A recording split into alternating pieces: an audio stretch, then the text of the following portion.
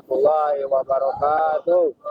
Alhamdulillah, alhamdulillahilladzi ja'ala al-qalama wal kitaba bil qira'ah bil ma'rifah wal ma'rifah bil ibadah wal ibadah lillahi ta'ala. Qala Allah ta'ala wa bil Qur'anil Karim, a'udzu billahi minasy syaithanir rajim. Wa aqimus salata wa atuz zakata warka'u ma'ar raki'in. Al-ayat sadaqallahul azim. Yang terhormat dan dunia baik yang bijaksana, panitia yang baik semangatnya luar biasa, dan para sahabat-sahabat dai yang jihan cinta, masya Allah. Yang pertama, marilah kita panjatkan puji dan syukur kehadirat the King of the King, Lord of the world, and the creator of everything is the universe is Allah subhanahu wa ta'ala. Biqaulina alhamdulillah.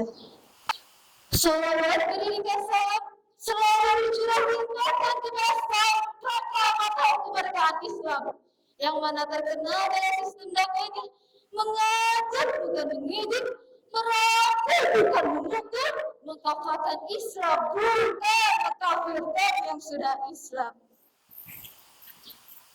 Umar bin Khattab said, this is berkata, Umar bin Khattab berkata, jagalah salatmu, jika kamu kehilangan salat, maka kamu akan kehilangan segalanya. Mengapa demikian teman-teman? Ternyata ketika salatmu berantakan, maka dengan caranya Allah akan membuat hidup kalian berantakan. Na'udzubillah, summa na'udzubillah. Kalian pernah mendengarkan as-salatu imaduddin, salat itu tiangnya agama?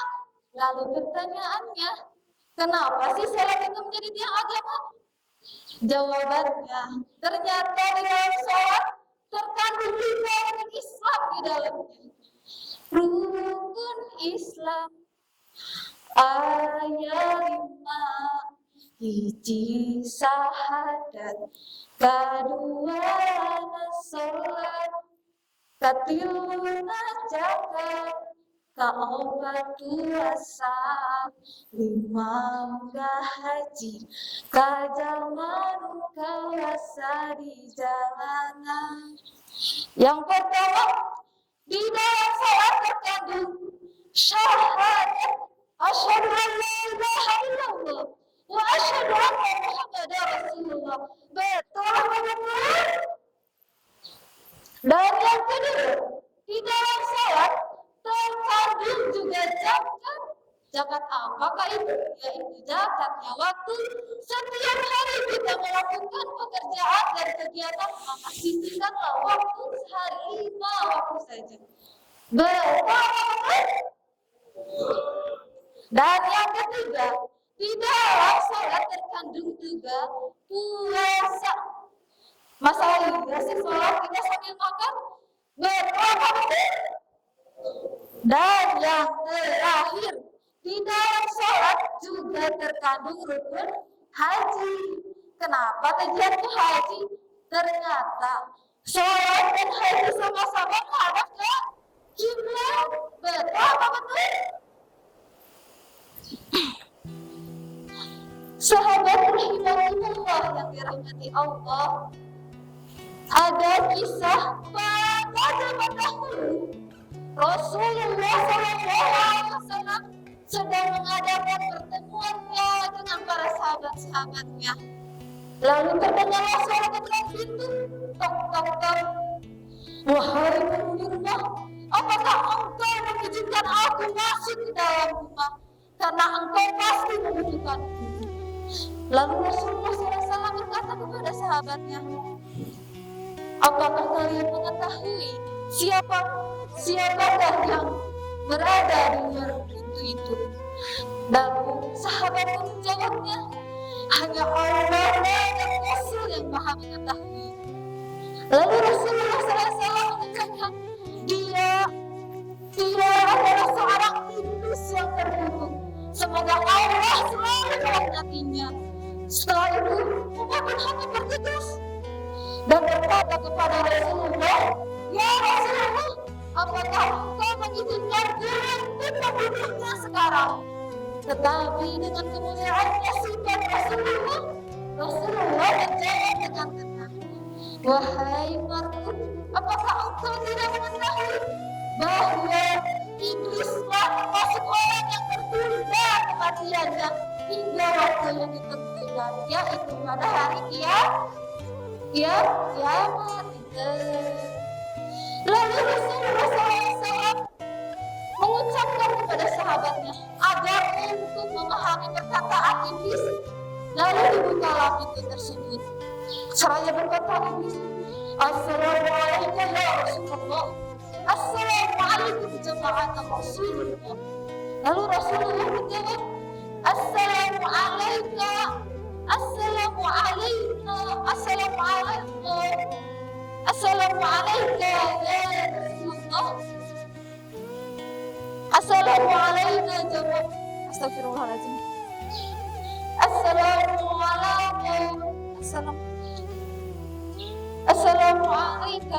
Pokoknya intinya waalaikumsalam. Sama Rasulullah dijawab, assalamualaikum, yang artinya keselamatan hanya milik Allah dan wahai roh terapungan. Lalu Rasulullah bertanya kepada iblis, "Ada keperluan apakah engkau kesini?" Ternyata aku bukan disuruh. Aku di sini hanya disuruh untuk menjawab semua amalan yang menggoda manusia. Lalu Rasulullah bertanya kepada iblis, "Amalan apa yang dapat membuatmu menyakiti?" Yaitu amalan sholat. Lalu Rasulullah bertanya kembali, "Kenapa sholat menyakitimu?" Karena ketika hamba melaksanakan sholat, maka aku merasa panas, dingin, dan gemetar. Setelah itu, Rasulullah bertanya kembali kepada iblis, "Selalu siapakah kekasihmu wahai iblis?" Iblis menjawab, "Kekasihku adalah seorang yang tidak sholat berjamaah." Nauzubillah, summa nauzubillah. Siapa di sini yang gak sholat berjamaah? Sorry. Kekasihnya iblis itu teh. Lalu Rasulullah bertanya kembali, "Amalan apa yang dapat membahagiakanmu wahai iblis?" Ternyata amalannya yaitu yang meninggalkan sholat dengan sengaja tanpa memikirkan apapun. Lalu turunlah Al-Quran surat Al-Maun ayat 4 dan 5. A'udzu billahi minasyaitonir rajim.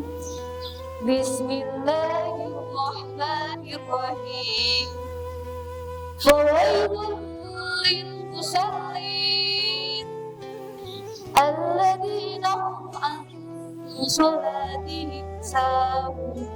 Yang artinya celakalah bagi orang-orang yang melaksanakan sholat, yaitu yang melalaikan sholatnya. Na'udzubillah, summa na'udzubillah. Lalu, apakah kalian tahu, sahabat rahimahullah, saking pentingnya perintah sholat, Allah tidak memerintahkan dalam Al-Quran saja, tidak memerintahkan di dalam hadis saja, tetapi hanya mengangkat Nabi SAW ke sebuah pemerintahan dengan melakukan amalan perintah satu saja, yaitu melaksanakan sholat. Sahabat rahimahullah yang dirahmati Allah, jika maka saya akan kembali jaga sholatnya, perbaiki sholatnya, maka Allah akan memperbaiki kehidupanmu. Dan jika kalian sudah memperbaiki kehidupanmu, sudah menjaga sholatmu, maka datanglah segera.